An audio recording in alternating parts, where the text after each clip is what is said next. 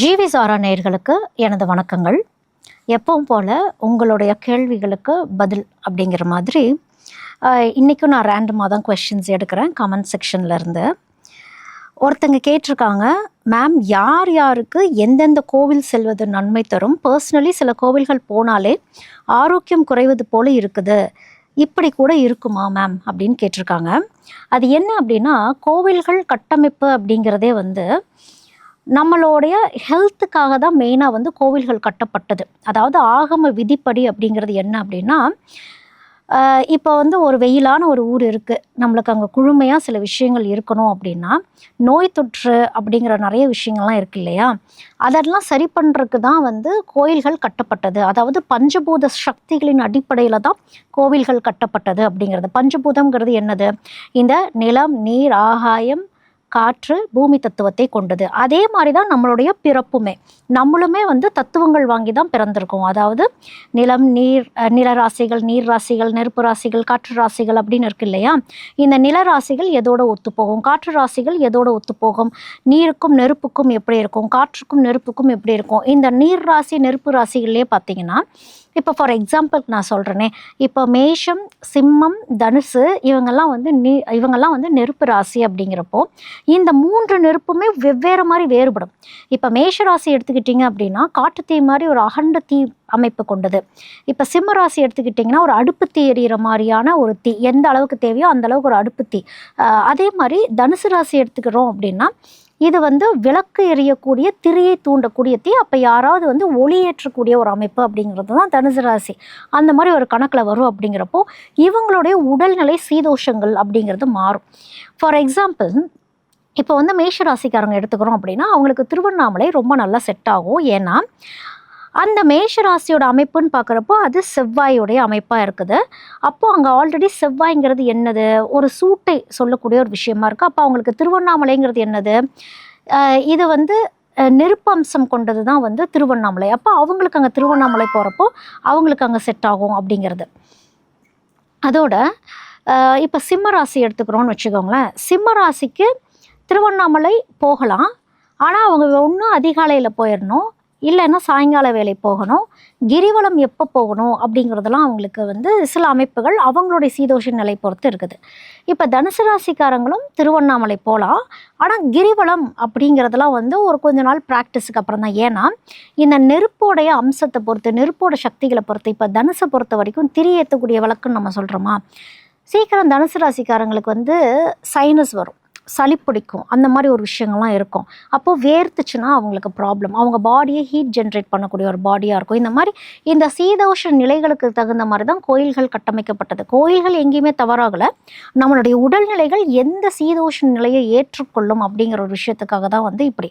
அதே மாதிரி இப்போ திருவானைக்காவல் கோயில்னு எடுத்துக்கிறோம் அப்படின்னா அது ஜலத்தத்துவத்தை கொண்டது. அப்படிங்கிறப்போ ஜலத்தத்துவ உள்ள ராசிகள் யாருன்னு பார்க்குறப்போ இப்போ கடக ராசி, விருச்சக ராசி, மீன ராசி இவங்கெல்லாம் ஜலத்தத்துவத்துக்கு இருக்கக்கூடிய ராசிகள் அமைப்புன்னு வரும்பொழுது இவங்களுக்கு இந்த மாதிரி ஆலயங்களுக்கு போகும் பொழுது அவங்களுடைய சந்திரன் நிதான நிலைக்கு போகக்கூடிய ஒரு அமைப்பு அவங்களுக்கு வரும் அப்படிங்கிறது. அப்போ இவங்க எங்கெல்லாம் நீரோட்டம் இருக்குதோ அந்த நீரோட்டம் இருக்கக்கூடிய இடங்களுக்கு போகும் பொழுது அவங்களுக்கு ஒரு ஹெல்த் வைஸ் ஆகட்டும், மன ரீதியாகட்டும், லைஃப் ஸ்டைல் ஆகட்டும், ஏதோ அவங்களுக்கு ஒரு ஃபீல் குட், தன்னோட இடத்துக்கே வந்த மாதிரி இருக்குது அப்படிங்கிறது தான்.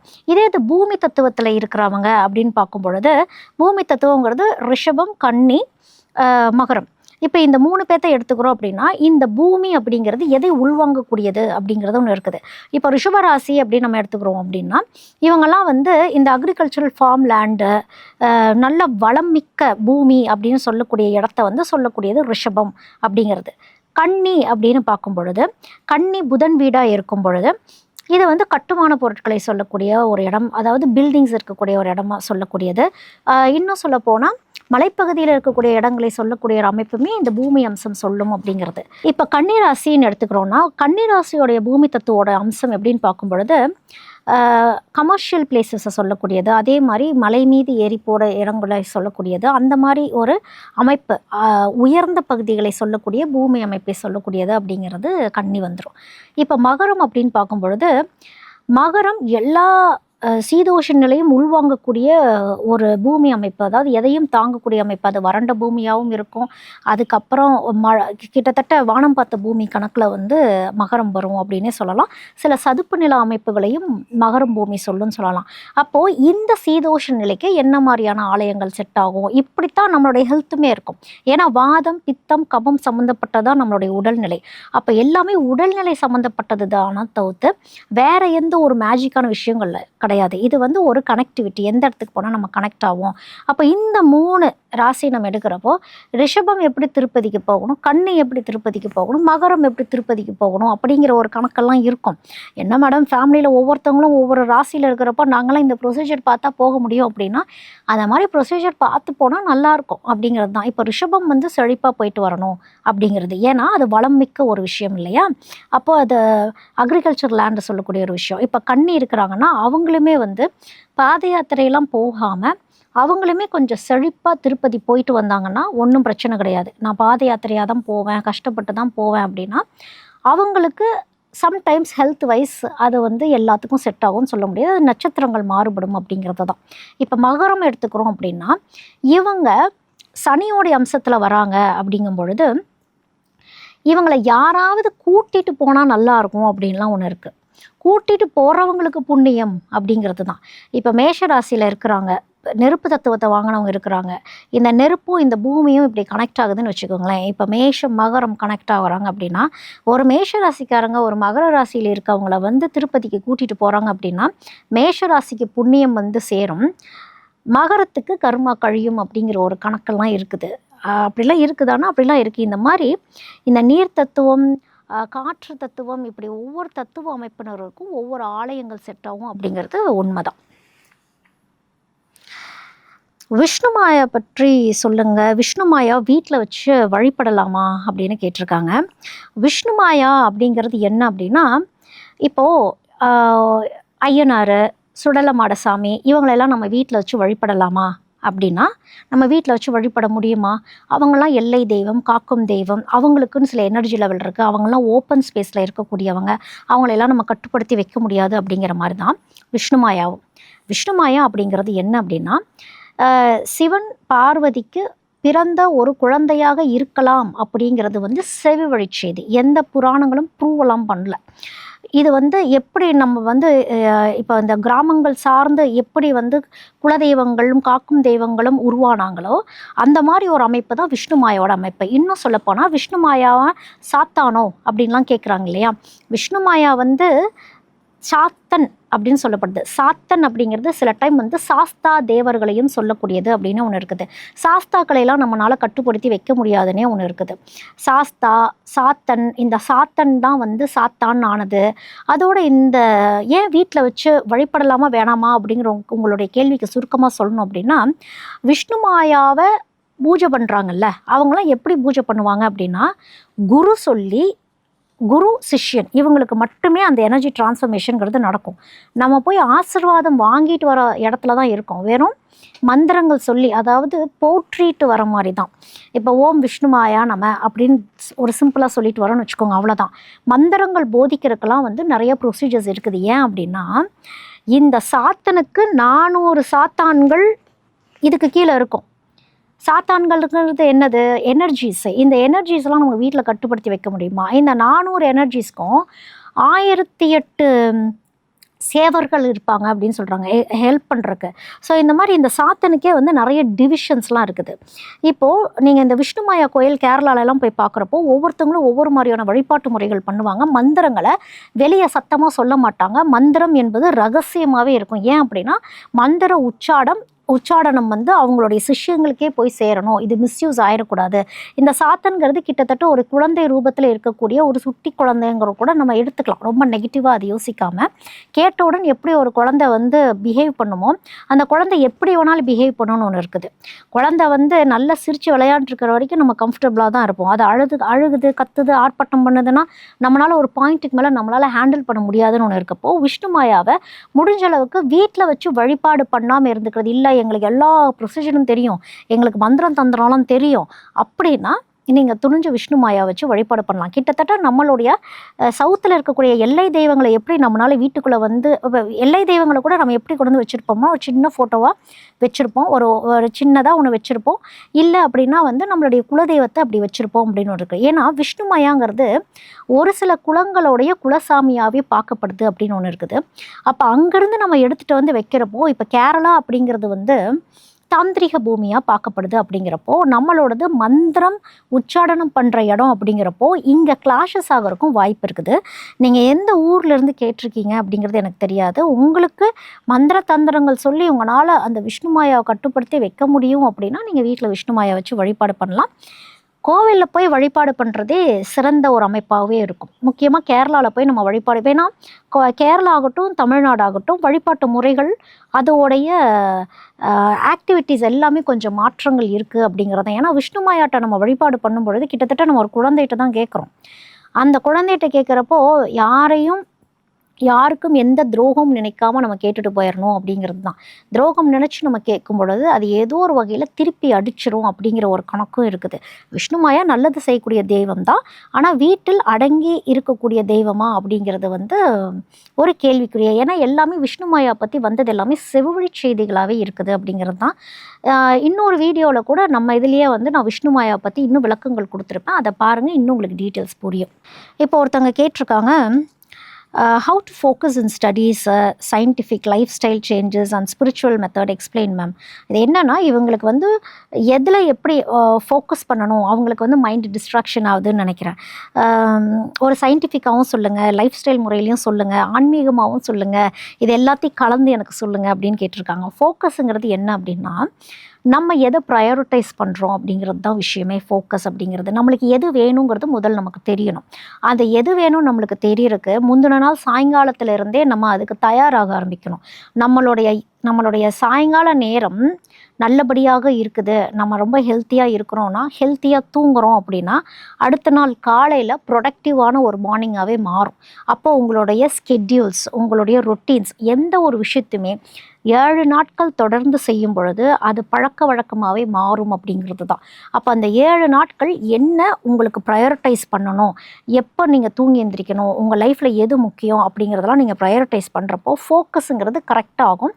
டெட்லைன்ஸுங்கிறது நீங்கள் கரெக்டாக வச்சு ஃபாலோ பண்ணுறப்போ உங்களுடைய ரொட்டீன் லைஃப் கரெக்டாக தான் இருக்கும் அப்படிங்கிறது தான்.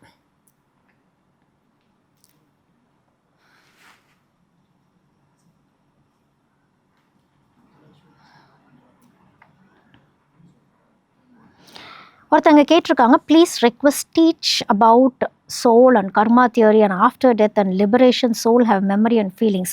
ஸோ இந்த என்ன கேட்டிருக்காங்க அப்படின்னா,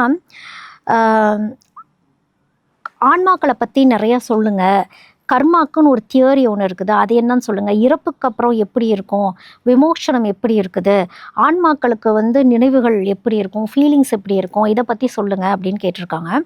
இது வந்து ஒரு ஆழ்ந்த தேடல். இன்னுமே எல்லாருமே இந்த விஷயத்தை தான் ஒரு தேடலில் இருந்துக்கிட்டு இருக்காங்க. இன்னும் ஒரு புரிதலுக்குள்ளே தான் இன்னும் நம்ம போக வேண்டியது இருக்குது அப்படிங்கிறது.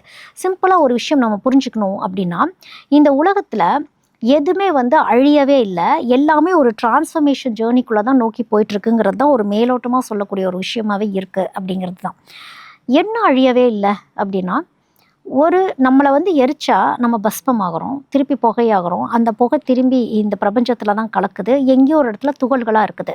மனிதன் எப்படி உருவாயிருக்கிறான் அப்படிங்கிற போது நம்மெல்லாம் ஒரு ஸ்டார் டஸ்ட் தான், ஒரு டஸ்ட்டிலிருந்து ஒரு நட்சத்திரத்தோடைய துகள்கள் இருந்து தான் நம்மெல்லாம் உருவாயிருக்கோம். அப்படிங்கிறப்போ ஏதோ ஒரு வகையில் இந்த காஸ்மிக் எனர்ஜியோட நம்ம எல்லாருமே ஒரு கனெக்டடாகவே இருக்கும். இப்போ நம்மளே எடுத்துக்கோங்களேன், இப்போ தெரியாத எத்தனையோ முகங்களை டெய்லி நம்ம பார்த்துக்கிட்டே தான் இருக்கோம். ஒவ்வொரு டைம் நம்ம ஆச்சரியப்பட்டுட்டா இருக்கிறோம்.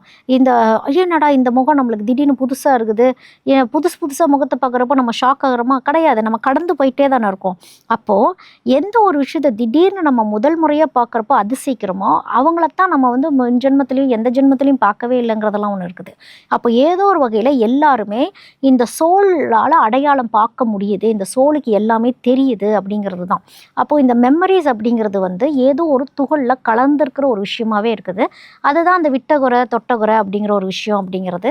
இறப்பு அப்படிங்கிறது அந்த லிபரேஷன் அப்படின்னு சொல்கிறதெல்லாம் என்ன அப்படின்னா, நம்மளுடைய இறப்பின் நிலை, நம்ம திருப்தியாக தான் இறந்தோமா அப்படிங்கிறதெல்லாம் ஒன்று இருக்கு இல்லையா?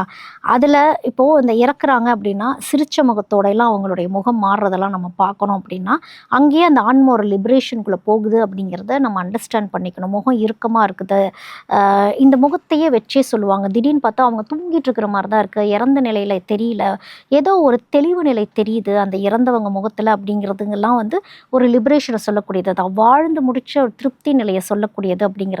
இந்த வாழ்ந்து முடிச்ச திருப்தி நிலை எப்படி வரும் அப்படிங்கிறது total acceptance, surrendering mode.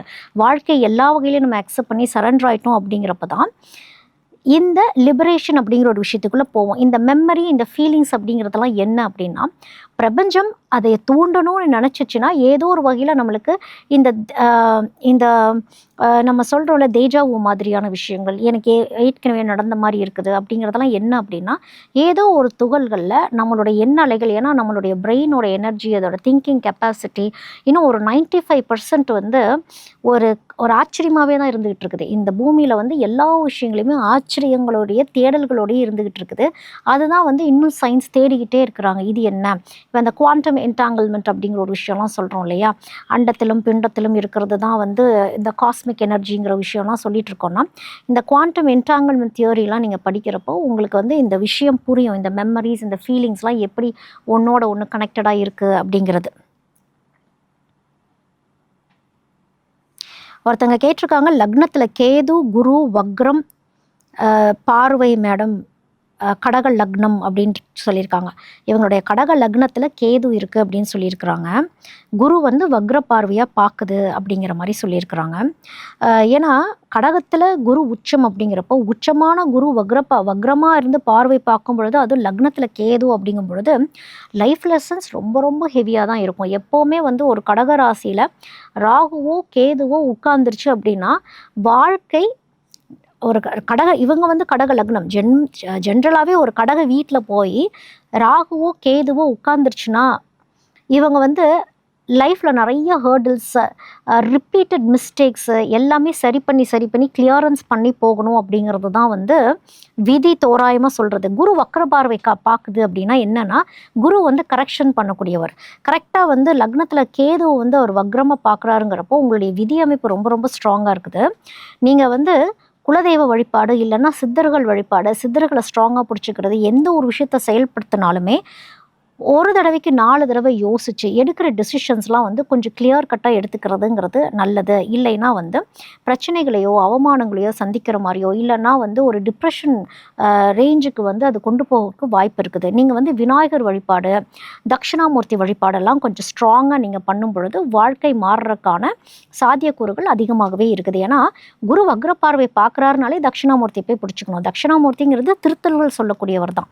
Dakshinamurthy நேருக்கு நேர் நின்று வியாழக்கிழமைகளில் வழிபாடு பண்ணுறது, வீட்டில் கூட ஒரு நெய் விளக்கு தட்சிணாமூர்த்திக்கு போட்டு வழிபாடு பண்ணுறது அப்படிங்கிறதெல்லாம் வந்து உங்களுக்கு வந்து லைஃப்பில் வேறொரு டிரெக்ஷன்ஸ் கொடுக்கும். அதே போல் கேது அப்படின்னாலே வந்து விநாயகர் வழிபாடு தான். விநாயகர் வழிபாட்டையுமே வந்து கொஞ்சம் ஸ்ட்ராங் பண்ணிக்கிறது நல்லது. ஆர்டிஸ்டிக் சில்ட்ரன் அவங்களுக்கு எந்த கோவில் போகணும் ரெக்கவர் ஆக? Please tell some solution ma'am. இப்போ ஆர்டிஸ்டிக் குழந்தைங்க அப்படின்னு பார்க்கும் பொழுது அவங்களுக்குன்னு ஒரு தனித்திறமைங்கிறது எப்போவுமே உண்டு. அந்த தனித்திறமை என்ன அப்படிங்கிறது தான் நம்ம கண்டுபிடிக்கிறது தான் வந்து விஷயமே. அவங்கள கொஞ்சம் லிபரலாக விடணும். ஏன்னா அவங்களுடைய எண்ணலைகள், அவங்களுடைய உலகம் வேறு அப்படிங்கும் பொழுது அந்த உலகத்தை நம்ம எப்படி புரிஞ்சுக்கிறோம் அப்படிங்கிறது ஒன்று இருக்குது. இப்போ ஆட்டிசம் குழந்தைங்களுக்குன்னு பார்க்கும் பொழுது முதல்ல நம்ம வழிபாடு பண்ண வேண்டியது வந்து ஹயக்ரீவர் லக்ஷ்மி. ஹயக்ரீவர் வழிபாடு ஒரு பெரிய சேஞ்சஸ் கொடுக்கும். அதே மாதிரி மாத்தங்கி தேவியை வழிபாடு பண்ணும் பொழுது அந்த மறைமுகமான விஷயங்கள், மறைமுகமான டேலண்ட் வெளியே வரும் அப்படிங்கிறது தான். மாத்தங்கி தேவி வழிபாடுங்கிறது ரொம்ப சிம்பிளான வழிபாடு தான். இவங்க வந்து கிட்டத்தட்ட இரவில் ரொம்ப ஆக்டிவாக இருக்கக்கூடிய ஒரு தெய்வம் அம்சம் தான். இப்போது மாத்தங்கி தேவியை வச்சுக்கணும் அப்படிங்கிறதுக்கு வந்து நீங்கள் அந்த இடத்த வந்து ரொம்ப சுத்தபத்தமாக வச்சுக்கணும் அந்த மாதிரிலாம் அப்படிலாம் மாத்தங்கி தேவி வந்து எதையுமே அந்த மாதிரிலாம் எதிர்பார்க்க மாட்டாங்க. ராஜ மாத்தங்கி வந்து எதையுமே எதிர்பார்க்க மாட்டாங்க. ராஜ மாத்தங்கி ஒரு இடத்துல வந்து உட்காந்துட்டாங்கன்னா எங்கெல்லாம் வந்து தடுமாற்றங்கள் இருக்குதோ, வார்த்தை தடுமாற்றம் இருக்குதோ, என்ன தடுமாற்றங்கள் இருக்குதோ, குழப்பங்கள் இருக்குதோ, அந்த இடத்துல வந்து அந்த ஹிடன் டேலண்ட்ஸை வெளியே கொண்டு வருவாங்க தான். ஹயக்ரீவருடைய அமைப்புமே அப்படிதான். வீட்டில் வந்து ஹயக்ரீவர் லக்ஷ்மியோடு சேர்ந்து வச்சு வழிபாடு பண்ணும் பொழுது ஹிடன் டேலண்ட்ஸ் வெளியே வர ஆரம்பிக்கும் அப்படிங்கிறது தான். ஹயக்ரீவர் லக்ஷ்மி ஸ்தோத்திரங்கள் வீட்டில் போட்டு கேட்கும் பொழுது அந்த ஆட்டிசம் இருக்கக்கூடிய குழந்தைங்களுக்கு வந்து ஒரு ஷார்ப்னஸ், ஏதோ அவங்களுடைய டேலண்ட் எக்ஸ்போஸ் ஆகிற மாதிரி ஒரு நிதான நிலைக்கு வரக்கூடிய ஒரு அமைப்பு அப்படிங்கிறது இருக்கும். அதோட நீங்கள் ட்ரீட்மெண்ட்ஸு, அதுக்கு தகுந்த மாதிரி அவங்களுடைய ஸ்கூல்ஸ், இதையுமே நீங்கள் கொஞ்சம் ஃபோக்கஸ் பண்ணிக்கிறதுங்கிறது நல்லது. Can we worship Prathyangira at home how அப்படின்னு கேட்டிருக்காங்க. பிரத்திங்கரா வந்து அவங்க வந்து உக்ர தெய்வம். பிரத்திங்கரா வச்சு நீங்கள் வீட்டில் வழிபாடு பண்ணணும் அப்படின்னா அவங்களுக்கு வந்து ஒரு மகாமேரு வச்சு, மகாமேருலேயோ இல்லைன்னா ஸ்ரீசக்கரம் வச்சு, அந்த ஸ்ரீசக்கரத்தில் தான் பிரத்திங்கரா தேவியை உட்கார வச்சு வழிபாடு பண்ணணும் அப்படிங்கிறதெல்லாம் இருக்குது. ஏன்னா பிரத்திங்கரா தேவி அப்படிங்கிறவங்க வந்து உஷ்ணம், உக்ரம் சம்மந்தப்பட்டவங்க அப்படிங்கிற பொழுது இப்போ பெண்கள் வழிபாடு பண்ணுறீங்க அப்படின்னா பிரத்திங்கரா தேவி நேராக, ஏன்னா பிரத்திங்கரா தேவியோட அமைப்புன்னெலாம் பார்க்குறப்போ அது வந்து கோவில்கள்லேயே பார்த்தீங்கன்னா பிரத்திங்கரா தேவியை ரொம்ப தூரத்தில் தான் வச்சுருப்பாங்க. அந்த தூரத்துலேருந்து பார்க்குறப்போ நம்ம மகாமேருவை தான் முதல்ல பார்க்குற மாதிரி இருக்கும். அவங்க காலடிக்கு கீழே மகாமேரு இருக்கும், கொஞ்சம் ஹைட்டில் வச்சுருப்பாங்க பிரத்திங்கரா தேவி. இல்லைன்னா ஒரு லாங் டிஸ்டன்ஸில் வச்சு டிஸ்டன்ஸ்லேருந்து நேருக்கு நேராக பார்க்குற மாதிரி. என்ன விஷயம்னா அவங்களுக்கு செய்யக்கூடிய மந்திரங்கள், சொல்லக்கூடிய மந்திரங்கள், செய்யக்கூடிய பூஜைகள் எல்லாமே வந்து ஒரு ஹீட்டை கிளப்புற மாதிரியான ஒரு விஷயங்களாகவே அவங்கள்ட்ட இருக்கும் அப்படிங்கிறது. அந்த உக்ராமைப்பை நீங்கள் வீட்டில் வைக்கும் பொழுது பெண்கள்னு பார்க்குறப்போ யூட்ரஸில் ஏதாவது ஒரு இஷ்யூஸ் வரக்கூடிய சாத்தியக்கூறுகள் இருக்குது அப்படிங்கிறது தான். அதோட இந்த சிலை வழிபாடுகள்லாம் வந்து பிரத்திங்கரா தேவியெல்லாம் வச்சு பண்ணிகிட்ருப்பாங்க. நிஜமாலுமே நீங்கள் வந்து எல்லா ப்ரொசீஜர்ஸும் செஞ்சு பண்ணுறீங்கன்னா ஓகே. இல்லை நாங்கள் சும்மா தான் வச்சுருக்கோம், ஃபோட்டோ வச்சு வழிபடுறதுனால ஒரு பெரிய இம்பேக்ட் இருக்காது. முடிஞ்ச அளவுக்கு கொஞ்சம் டிஸ்டன்ஸில் வச்சு ப்ரே பண்ணிக்கிறது, இல்லை ஒரு மகாமேருவில் அவங்கள உட்கார வச்சு வழிபாடு பண்ணிக்கிறது, கோவிலில் போய் வழிபாடு பண்ணுறது தான் சிறந்தது அப்படிங்கிறது நான் சொல்லுவேன். எந்த தெய்வம் வீட்டுக்கு வந்து கெடுதல் பண்ண போகிறதில்ல, அவங்களோட எனர்ஜியை நம்மளால் தாங்க முடியுமா அப்படிங்கிறது தான். இந்த ஸ்கூல் ஹோம்ஒர்க்ஸ் அப்படிங்கிற ஒருத்தவங்க வந்து மெசேஜ் போட்டிருக்காங்க, கமெண்ட் போட்டிருக்காங்க. நீங்கள் கூறுவது கற்றது அனைத்துமே ஆரியர்கள் எழுதி வைத்தது, ஆனால் நடந்த உண்மைகள் வேறு. நான் ஆரியர்களையும் ஃபாலோ பண்ணல, யாரையும் ஃபாலோ பண்ணல. இது வந்து அதாவது எதுக்கு போட்டிருக்காங்க, கர்மம் டு தர்மம் ராசி பலன் சொன்ன இதில் வந்து போட்டிருக்காங்க. நம்ம யாரையும் பின்பற்றணும் அப்படிங்கிறதெல்லாம் அவசியம் கிடையாது, யாரும் எழுதுறது பேசணுங்கிறதெல்லாம் அவசியம் கிடையாது. நமக்குன்னு ஒரு விஸ்டம் கிடைக்குதுன்னு ஒன்று இருக்குது இல்லையா, நமக்குன்னு ஒரு லிபரேஷன் கிடைக்குது அப்படின்னு ஒன்று இருக்குது இல்லையா. இது பிரபஞ்சம் சொல்லி நம்ம பேசுகிறது தான் அப்படிங்கிறது.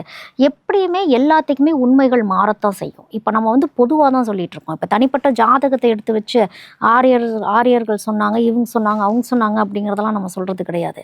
இது நம்மளுடைய நாலேஜ் என்ன, நம்ம என்ன எக்ஸ்பீரியன்ஸ் லைஃப்பில் பண்ணணுமோ, என்ன தெரிஞ்சதோ அதை நம்ம எக்ஸ்பிளைன் பண்ணிகிட்ருக்கோம். யாரோ எழுதி வச்சதை பேசுறதுக்கு புக்கு படிச்சுட்டு போயிடலாமே. இந்த மாதிரி பெர்ஸ்பெக்டிவ்ஸ் தான் வந்து நிறைய பேர் மிஸ்டேக்ஸ் பண்ணிகிட்ருக்கிறது. அப்போது நம்ம ஒரு விஷயத்த சொல்ல வரோம், புரிகிற மாதிரி சொல்ல வரோம், நம்ம எப்படி ரிசீவ் பண்ணுறோன்னு ஒன்று இருக்குது. அப்போ ஆல்ரெடி உங்கள் மைண்ட் செட் பண்ணிடுச்சு, இவங்க சொன்னதை தான் இவங்க சொல்கிறாங்கங்கிறப்போ உங்கள் லிசனிங் போயிடுச்சா. ஒரு விஷயத்தை யாராவது சொல்ல வரப்போ ஜட்ஜ்மெண்ட்லோடு லிசன் பண்ணுறீங்க அப்படின்னா எதுவுமே ஏறாது அப்படிங்கிறது தான். காது கொடுத்து காது ஓப்பன் பண்ணி வச்சு நம்ம கேட்குறப்போ எல்லா வார்த்தைகளிலுமே ஒரு தேடல்கள் இருக்கும். உங்களுடைய புரிதல், உங்களுடைய ஞானம், உங்களுடைய ஜேர்னி எல்லாமே டிஃப்ரெண்ட்டாக தான் இருக்கும். ஒவ்வொரு மனிதனுடைய ஜேர்னியும் ஒவ்வொரு விதத்தில் தான் இருக்கும். இதை எப்படி நம்ம உள்வாங்கி அதன்படி நம்ம போகிறோமா, இல்லை அதுலேருந்து ஏதாவது ஒரு விஷயத்தை எடுத்து போகிறோமா அப்படிங்கிறது அவங்கவுங்க விருப்பம் அப்படிங்கிறது தான். இன்னும் நம்ம நிறைய பேசலாம், இன்னும் நிறைய கேள்விகள், இன்னும் என்னென்ன பேசலாங்கிறது போடுங்க. நான் பார்த்துருக்கேன், சிலதெல்லாம் வந்து ரொம்ப ஹியூஜாக பேச வேண்டிய ஒரு டாப்பிக்காக இருக்குது. அடுத்த வீடியோவில் வந்து இன்னும் நான் எலாபரேட்டாக நிறையா நீங்கள் கேட்ட கேள்விகளுக்கு நான் பதில் சொல்கிறேன். நன்றி.